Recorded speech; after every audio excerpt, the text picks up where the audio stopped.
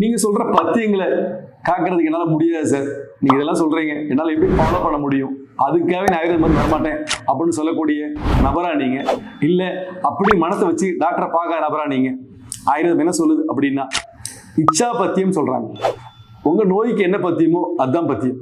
அதாவது நடந்துட்டே இருந்தா கால் வலிக்க நடக்காதீங்க அப்படின்னு சொல்றது எப்படி ஒரு தப்பான விஷயமோ, நடந்தாலும் வலி வராம காப்பாறதுக்கு என்ன செய்யணுமோ அதுதான் பத்தியம்.